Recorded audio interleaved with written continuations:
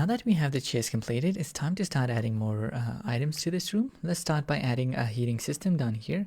So I'm going to select the floor tiles and duplicate this face, and I'm going to go ahead and select it. And then we can scale it along x-axis. I have proportional editing turned on, so I'm going to make sure that it's turned off and make it a bit thin like this, and then extrude it up something like here and add the bevel weight. Okay, I'm going to make it a bit more thinner and a bit shorter.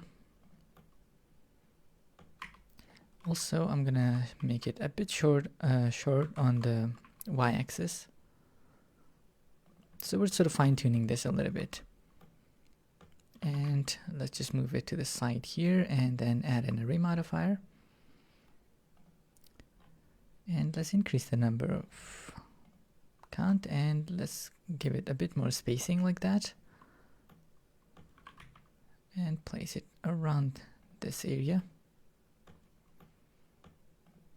And then we're going to go ahead and select this plant and flower pot. Duplicate that and move it down. An easy way to do this would be to just go to the side view and then pick it up and place it there. I'm using X-ray mode so that I can see through this chair, and just adjust this positioning a little bit more. And then I'm going to select this sort of plant and duplicate it and then rotate this in random direction a few times. So just rotate this a little bit.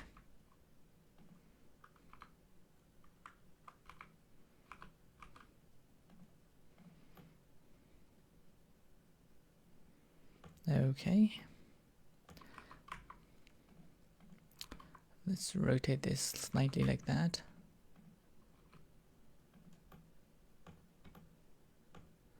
And let's just place it down there. And then I'm gonna go ahead and select all of these leaves and this sort of entire plant, and I'm gonna move it down there as well. So let's go to the front view, and then we're gonna make a selection like that. And now we can hold on Control and deselect some of the items that we accidentally sort of selected while making a selection around this. Okay, I think we got everything. And let's Shift D to duplicate, and then again go to the side view and enable X-ray mode, take it and move it down here, and then go to the front view and move it down there. And now we can just sort of scale it up, place it above the ground, and then for this inner part I think we can just sort of scale it up. Let's enter into isolation mode. Select this bottom face and move our cursor to the selection. And then set our origin point to that part of the plant. And then if we scale it up, actually I accidentally clicked on geometry. Let's go to 3D cursor and then scale it up just a tiny bit like that. And then maybe select some of these random leaves. Create a copy of it, move it up there, rotate along the z-axis like that. Select maybe this and create a few more copies and rotate them like that.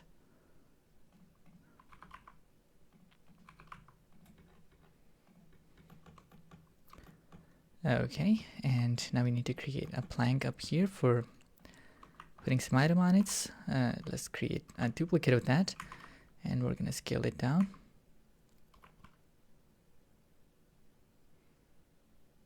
Like that.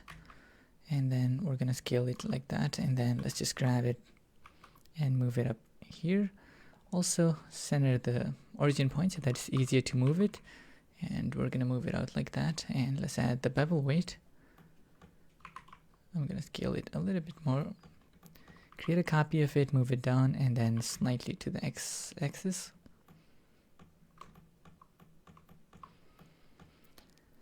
And now let's zoom in here and add some more items. So Shift right click to move our 3D cursor and then add a plane object. And we're going to scale it down. Let's scale it on the y-axis a tiny bit like that. Extrude it up. Now in edge selection mode, we can hold down Control and Alt and click here, and it's going to select the ring of edges, and then we can go ahead and bevel it. Let's add more cuts so that it's more rounder shape.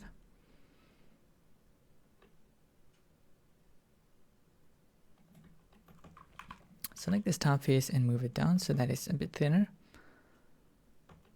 And finally, we can go ahead and add a bevel modifier.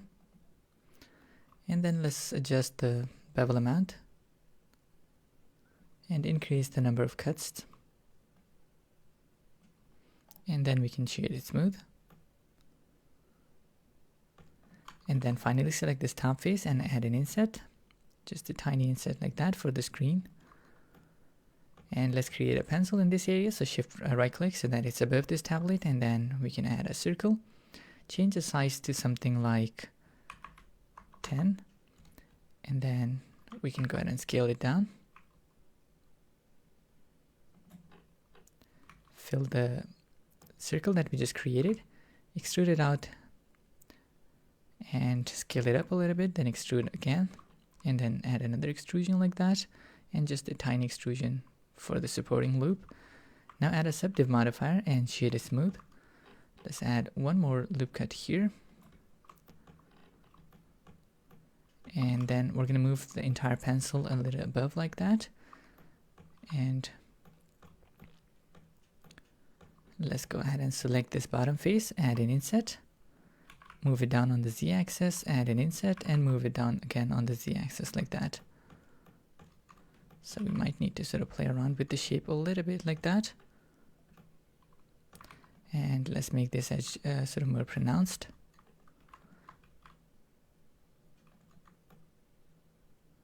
Okay. And then we can just rotate this on the x-axis. Let's go with 90 degrees, negative. And then on the z-axis, we can just rotate this maybe 10. Let's go with like 25. You know what, let's rotate this again, 50. Actually, I messed it up. Rotate along the axis 50 and negative. And then we're just going to place it down like there. And I think it's a little too thick for my liking, so we're going to go into editing mode like that. Select everything, and then we're going to start scaling it. And to exclude the z-axis, we're going to press Shift Z twice, so that it excludes the local axis of the object and not the global. So that just like that. And when you're doing that, you should be able to see it up there. And I think it's a little too long, so let's go ahead and select this. And we're gonna press G to grab, and then if we press X-axis, you can see it twice. So if you look in the top left corner, when you press these buttons, so you can see if we press Z twice, it's gonna move it along the local Z axis, and that's the object axis.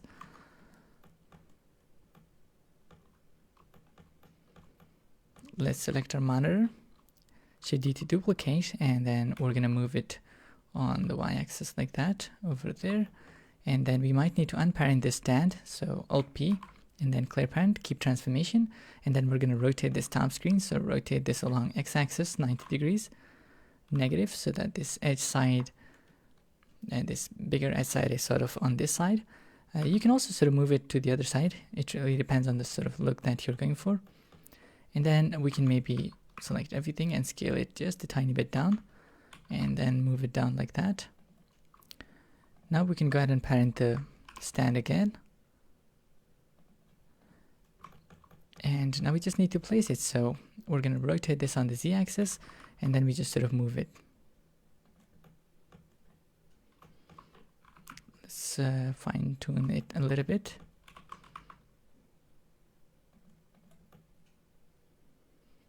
Okay.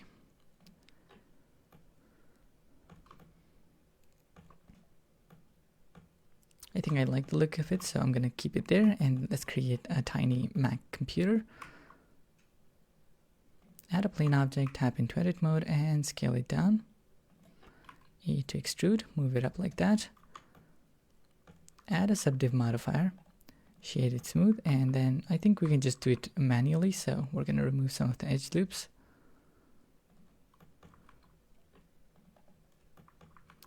And same thing on this side.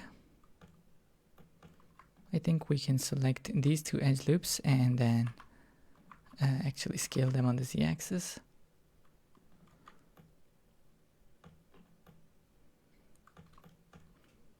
Now for the most part, Mac is just like a cube, so we don't need to add any other details. And let's also add a gaming controller. So shift right click here and then add a plane object, scale it down. Go to the top view and we're going to scale it on the y-axis even more. And then we're going to add a loop cut in the middle, and let's get rid of these vertices, and then we can add a mirror modifier on the x-axis and make sure to enable the clipping. And then we can add a loop cut here and then select this edge loop edge, and then we can extrude it on the y-axis like that. I think we might need to sort of move this slightly on the x-axis like that. And let's select this vertex point and we're going to move it on the x-axis just a tiny bit to this side. Select everything and add an extrusion.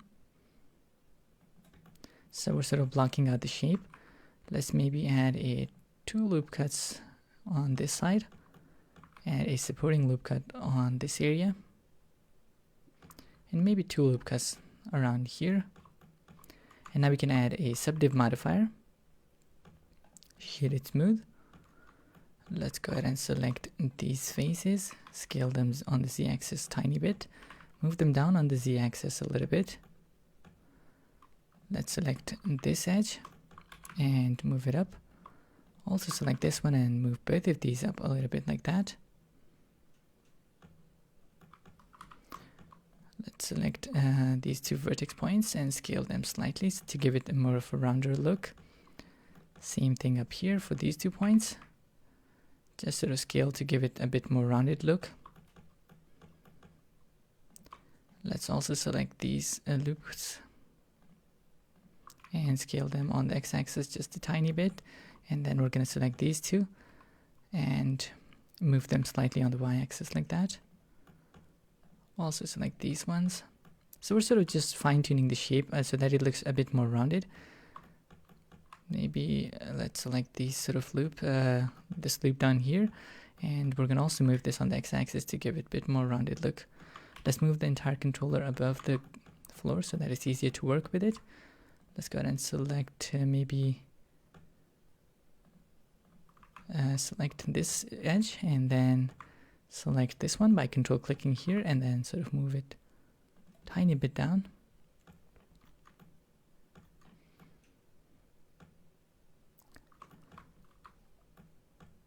Let's move this edge a little bit up above like that.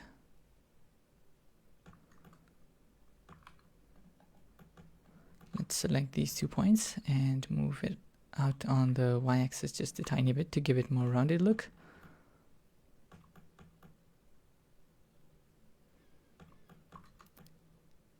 And then I think we might need to select these points in the middle and move it slightly on the y-axis. Whoops, okay, I messed it up by moving it a little too much. And then select these points and move it up on the z-axis a tiny bit, and then move it on the y-axis to give it more rounded look.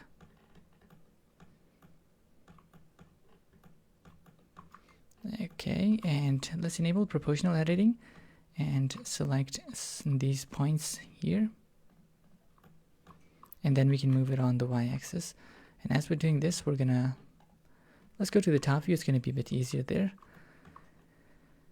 And let's go ahead and grab it, and we're going to change the fall off, and let's limit it to the y-axis. Let's select the entire model and turn on proportional editing, scale it on the y-axis to make it a bit smaller again. Okay, there's a bit of bulk here. We might need to sort of separate this edge a little bit on the x-axis. Okay, I think it looks good for now. If we need, we can add more details later. Let's create some controlling points at the top. So shift right click and add a circle. And with 10 sides for the circle, we're going to scale it down, fill it up, and let's extrude it up. We're going to move it in like that. And let's add an inset, extrude it out, scale it up again, add another extrusion, and then add an inset, extrude it inwards, add an inset. Let's add a subdiv modifier, and then we're going to add some supporting loops down there, one up here, and then maybe one loop here, and then we can just sort of bevel it with no segments. And let's alt click on this to select the entire loop, Control plus to add to our selection. So if we press Control minus and plus, you can see, so we're just sort of selecting that loop, and then we can scale it down inwards a little bit and move it up on the Z-axis to reduce that a little bit. And then we're going to add one more loop cut here and make it more thinner. And then also, let's just sort of move it down slightly like that. Let's move it on the y-axis a tiny bit on the z-axis like that. Shift D to duplicate along the x-axis and put it here. For the buttons, we're going to shift right click here and add a circle, make it small like that, fill it, extrude, and then we're going to go ahead and bevel it with one loop I think in between, and add a subdiv modifier. Let's add a supporting loop down there, move it inwards, go back to the top view and Shift D to duplicate, put it here, and then Shift D to duplicate again. And then we're going to shift right click here, add a plane object and scale it down like that. And now we're going to go ahead and add 2 loop cuts this way and 2 loop cuts this way. Now we can go ahead and select these faces and delete them. Select everything and then extrude it up. Add a subdiv modifier, and then we just need to add some controlling loops. So let's add one there, one close here,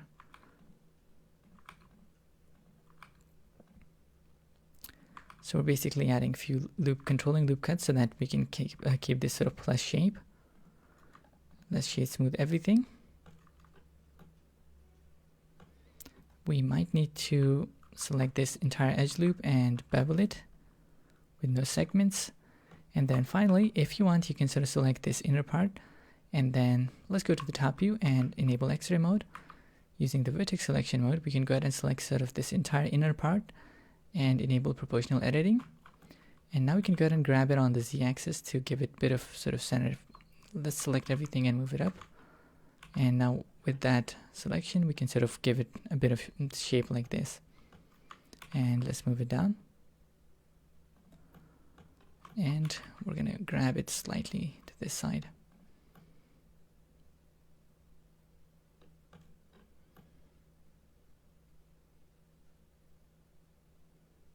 And you know what, let's just also create a button in this area.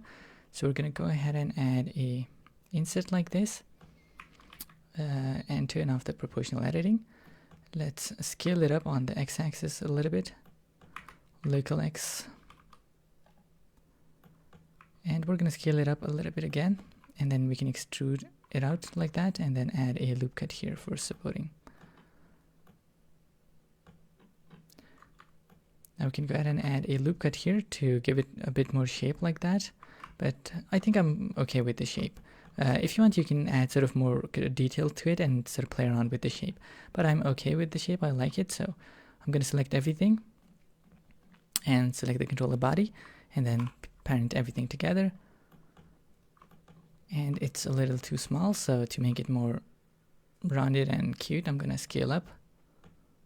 Okay, so there we have it. So there's the controller, and maybe we can now go ahead and select this keyboard and this controller. You know what, let's select this controller and then shift bracket to select all of its children. So that's going to make sure everything is selected. And then we can select the keyboard and both parts of the keyboard, Shift D to duplicate. And then we're gonna go ahead and move them on the X-axis like that. Grab them on the Z-axis. And just sort of place it closer to this sort of rack area. And then same thing for this keyboard. And now we can rotate this 90 degrees negative. And let's also rotate this, I think, 50 degrees. And let's just make sure that it's placed properly up there. And then again, I'm going to move it slightly on the Y-axis like that. And then again, I'm going to select controller and shift right bracket to select the controller children. And then we can create one more copy of this keyboard, Shift D, move it on the Z-axis and X-axis like that.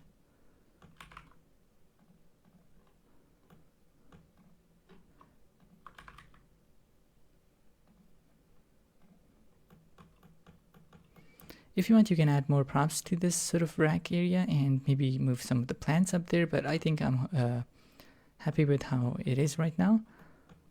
And also, we're going to select this tablet and add a bit of rotation to it so that it looks better. Place it here, and also I'm going to scale up this console a little bit. Just sort of fine-tuning this, and I think I'm going to also sort of scale up this stand a little bit on the Y-axis. And same thing here, so I'm going to select, scale this, and then if I press Y twice, it's going to make sure that it's on the local Y-axis.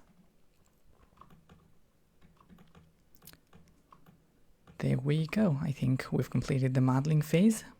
Now, if you want to add some wires for the keyboard and mouse, that's pretty simple. You just add a Bezier curve, just like we did with these plants, and then you just move those controlling points. One more thing that you can do is that if you go to the top view, let's shift right click here, and then you can add a Bezier path or curve, it doesn't really matter, and then tap into edit mode and delete all of the vertices. Now on the toolbar, you can select this drawing tool, and then you can simply draw the wire. So now it's going to make it really easy. And now if you look down there, so we have that just point that we just made, and then under the properties, you can go ahead and add a bit of thickness.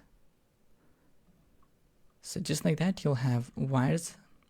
You can also sort of now from this point on, start editing it again. So you can select these points and sort of start moving them down, and maybe adding more extrusions by pressing E and moving it more towards the bottom side. And you can do same thing for the mouse if you want to, or you can just simply duplicate this and move it on the Y-axis.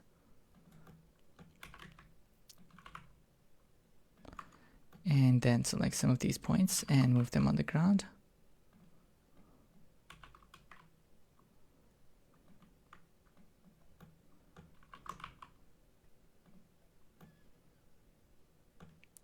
Finally this point here, and let's go ahead and move it on the ground. Add a bit of rotation to it. Select this point here, add a bit of rotation. And just like that, you can see we have some cables and wires on the desk. I think it's going to make it look a little bit better. So there we have it. Now let's go ahead and save our file, and then we can move on to organizing and sort of setting up everything properly.